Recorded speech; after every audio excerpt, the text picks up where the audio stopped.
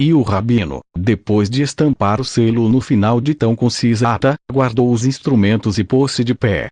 A partir daí, tudo se passou com rapidez. Os levitas empurraram-nos com as armas, obrigando-nos a sair da quinta, enquanto o resto do pelotão, com Eleazar à frente, nos seguia a curta distância. Transposta a cerca de madeira, os soldados deixaram-nos em paz. Foram juntar-se aos seus colegas, e José e David, indignados pelo que consideravam uma violência, convidaram-me a acompanhá-los até casa de Elias Marcos. Hesitei.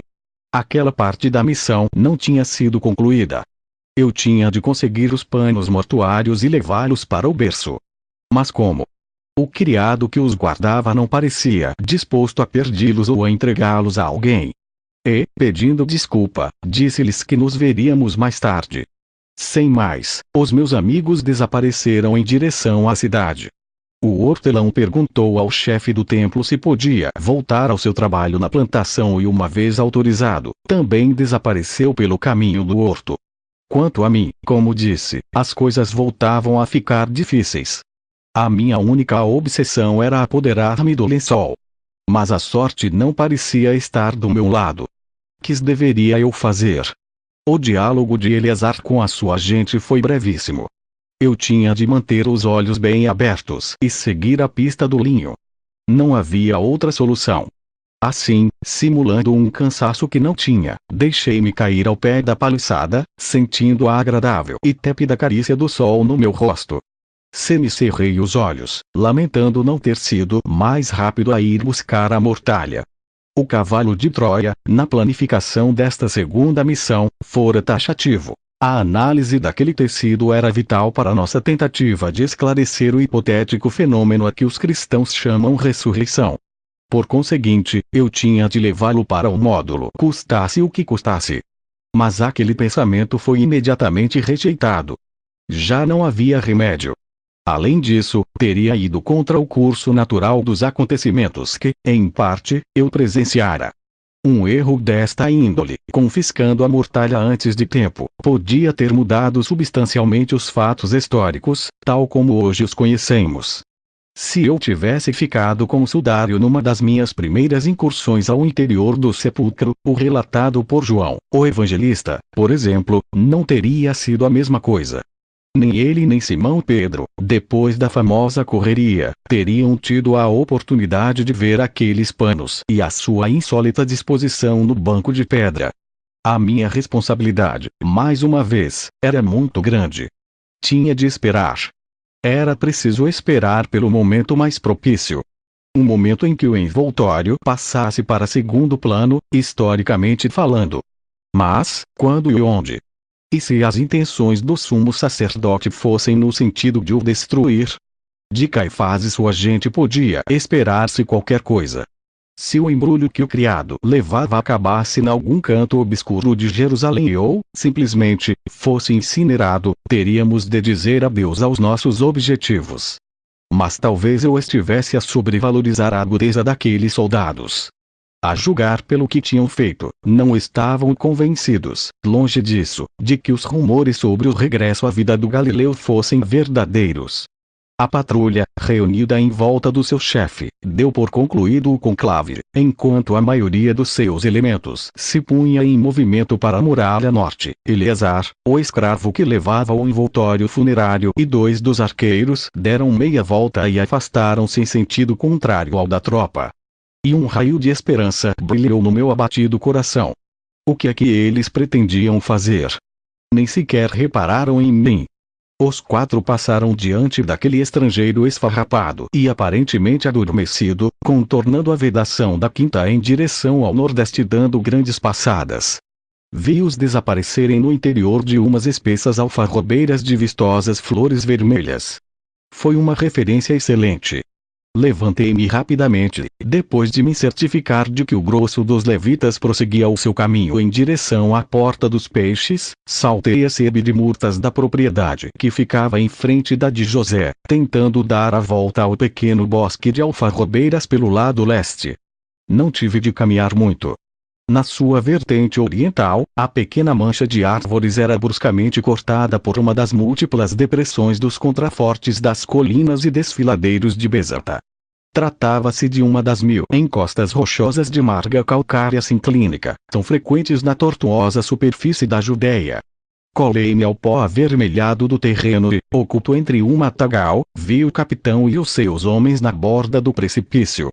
Eleazar apontou para o rochedo e o escravo, obedecendo a ordem, atirou o envoltório para o fundo do barranco. Cumprida a missão, afastaram-se pelo mesmo caminho por onde tinham vindo. Aguardei uns minutos. Tudo naquele recôndito lugar estava deserto e silencioso. O lugar escolhido para se desfazerem da mortalha era realmente o melhor. A estrada mais próxima, a da Samaria, ficava muito mais para o ocidente e o barranco, afastado de qualquer caminho ou azinhaga. Quem poderia aventurar-se por semelhante precipício? Tomando todo tipo de precauções, fui me aproximando do declive rochoso. Não tardei a vislumbrar o meu objetivo. Eu ficara meio enganchado nos rebentos de uma alcaparra silvestre. A verdade é que não teria sido muito difícil localizá-lo da orla do pequeno bosque. Qualquer hipotético observador teria visto sem dificuldade o estranho embrulho, salpicado por aquela infinidade de manchas sanguinolentas, obscurecidas pelo passar das horas. Estive tentado a desatar o envoltório e satisfazer a minha enorme curiosidade. As manchas de cor escura intrigavam-me extraordinariamente. Mas não era um momento nem o lugar mais adequados. Haveria tempo para examinar o tecido e surpreender-me com seu conteúdo. Rasguei o meu destroçado manto e atei o farrapo a um ramo tenro da alcaparra. Desta forma, embora recordasse perfeitamente o lugar onde caíra o pano, talvez não tivesse muitos problemas à hora de voltar a pôr a trouxa no primitivo e histórico lugar em que foi escondida e abandonada. Os evangelistas também não falam deste assunto. Talvez não o considerassem importante. Talvez João, o único dos escritores sagrados que viu os panos dobrados, não tivesse tido a oportunidade de reparar nas manchas misteriosas. Ou, se reparou, não lhes deu importância, como noutros muitos capítulos da vida do Filho do Homem. No entanto, na nossa opinião, como terei ocasião de demonstrar mais adiante, aqueles panos, em especial o lençol, teriam uma importância decisiva na altura de enfrentar o controverso fenômeno da ressurreição. Estou me referindo, naturalmente, ao lado científico do tema, não ao da fé. Como certamente terá adivinhado o possível leitor destas recordações e anotações apressadas, o grande panos de linho que serviu para envolver o corpo sem vida do mestre tinha muito a ver com uma relíquia polêmica, venerada no século XX na cidade italiana de Turim. Eu, como já comentei, tomara conhecimento da mesma. Mas não lhe soube dar a devida atenção. Como tantas outras relíquias dos cristãos, pareceu-me uma coisa pouco séria, do ponto de vista da ciência. Como estava enganado. E, sem poder conter a minha alegria, comuniquei a Eliseu a minha descoberta, anunciando-lhe que ia partir imediatamente para a base-mãe e com todas as peças mortuárias. Eram 10h45. Iria entrar no módulo com um atraso considerável em relação ao programa previsto pelo cavalo de Troia. Um atraso que provocaria novas frustrações a este péssimo explorador. Sem qualquer complacência, rasguei o linho da minha túnica, escondendo o meu tesouro no flanco esquerdo. O sol corria desafiante para o zênite, a passos largos, tomando como referência a piscina dos 5 pórticos e o monumento ao pisoeiro, no ângulo nordeste da muralha setentrional. Fui desembocar na estrada poeirenta que passava pela garganta do Cedro e que serpenteava pelo sopé ocidental do Monte das Oliveiras.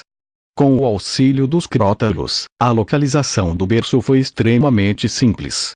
E às 11h15 daquela manhã do domingo de glória, exausto e radiante de satisfação, voltava a abraçar o meu irmão. Não havia tempo a perder. Substituí a minha roupa destroçada por outra túnica e por outro roupão exatamente iguais, prendendo ao cinto uma segunda bolsa feita à base de estopa grosseira, uma espécie de sarapeira, quadrada, de 25 centímetros de largura, que continha os astrolábios assírios e os quadros astrológicos egípcios, tudo, em madeira policromada. Eliseu, que parecia totalmente recuperado da sua passageira indisposição, não fez muitas perguntas. Ambos estávamos conscientes do grave atraso no programa e do muito que ainda havia por fazer naquele intenso e memorável domingo, 9 de abril. Nem tive a preocupação de meter mais pépitas de ouro na bolsa de borracha. Os primeiros 163 gramas ouro e os 100 denários, que eu não tivera tempo de trocar, continuavam a ser mais do que suficientes para as minhas necessidades. Apesar de tudo, o meu segundo regresso forçado a um módulo iria ser dentro de poucas horas. De acordo com o plano, depois de examinados, os panos tinham de ser devolvidos, intactos, logicamente, ao lugar de onde os tirara. Antes de sair da nave, e enquanto colaborava com meu irmão na abertura da mesa giratória de alumínio e aço inoxidável, expressamente desenhada pelo cavalo de Troia para a investigação do grande sudário, Eliseu, morto de curiosidade, não conseguiu resistir à tentação e perguntou-me sobre um dos objetivos fundamentais daquela primeira fase da operação: a suposta ressurreição do mestre. Não soube o que responder. E, mostrando-lhe a impressionante figura que se destacava no sujo e ensanguentado lençol, comentei: talvez as análises disto te digam muito mais do que eu, por ora, te poderia adiantar. Ao observar a mancha dourada, réplica fiel de um corpo deitado, o meu companheiro ficou estupefato. A surpresa e admiração de Eliseu eram justificadas. Também ele, como eu identificara a majestosa figura impressa no linho com a do sudário de Turim, a enigmática relíquia a que me referi,